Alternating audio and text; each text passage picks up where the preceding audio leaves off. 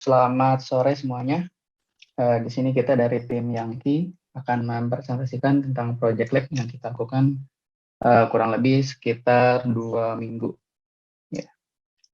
Ini dari tim Yangki terdiri dari Mas Rehan, saya sendiri, dan Mas Safi.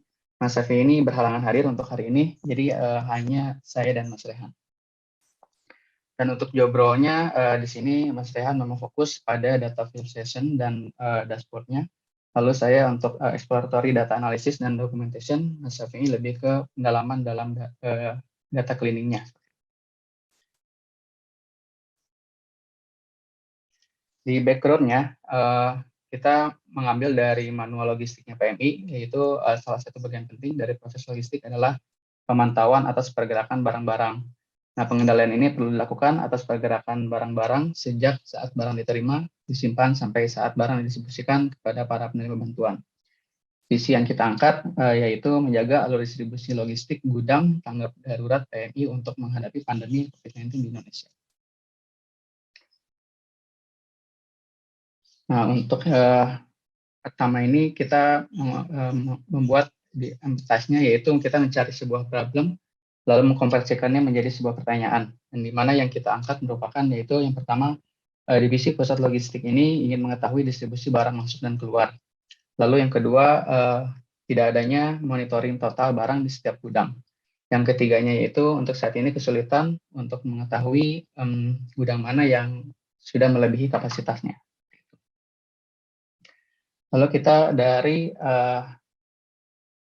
permasalahan itu kita cari permasalahannya seperti apa sih, pain point-nya, lalu yang user butuhkan itu seperti apa. Dan jadi untuk yang pertama, ketika dari divisi pusat logistik ingin mengetahui demand dan supply monitoring secara real time, itu user mengharapkan adanya barang yang masuk dan keluar secara real time. Yang kedua, divisi logistik membutuhkan filter, yaitu untuk yang terutama untuk memfilter tanggalnya sesuai dengan keinginan. Lalu yang kedua, pain point yang kedua yaitu tidak adanya monitoring total barang di setiap gudang, di mana user itu sangat membutuhkan jumlah barang yang ada di gudang untuk mengetahui kapasitas di setiap gudang. Lalu sama poin yang kedua juga yang dibutuhkan yaitu filter jenis gudang mana saja sih yang kapasitas yang sudah melebihi kapasitas seperti itu. Dan yang ketiga, untuk saat ini kesulitan mengetahui gudang mana yang sudah melebihi kapasitas.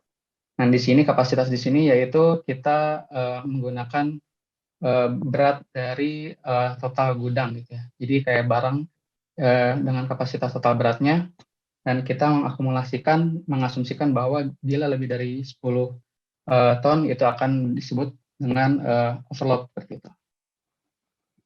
Dan schematic flow-nya yang kita buat yaitu dari dataset PMI ini, kita melakukan yang pertama yaitu data understanding, di mana data understanding ini kita men-tracking dari permasalahan ini, kita mencari sebuah solusi. Lalu yang kedua ada brainstorming, di mana brainstorming ini kita mendefine sebuah metrik yang kita gunakan. Lalu yang kedua mendefine MVP-nya, lalu personanya yang nantinya dapat ditentukan metriknya seperti apa. Dan dari sini dataset yang dari PMI ini kita lakukan exploratory data analysis, di mana nantinya outputnya berupa dashboard.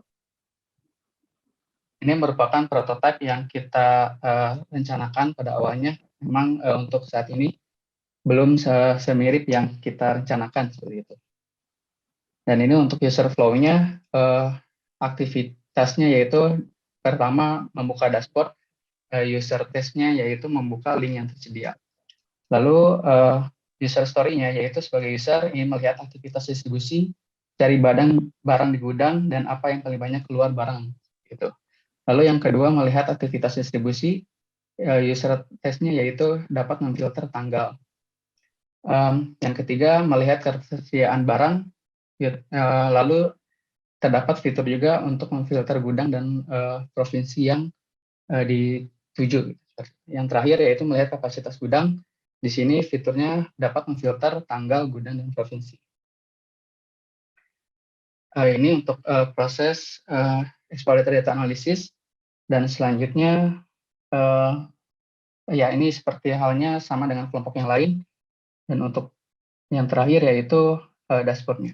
Oke, kita tadi udah lihat kan misalnya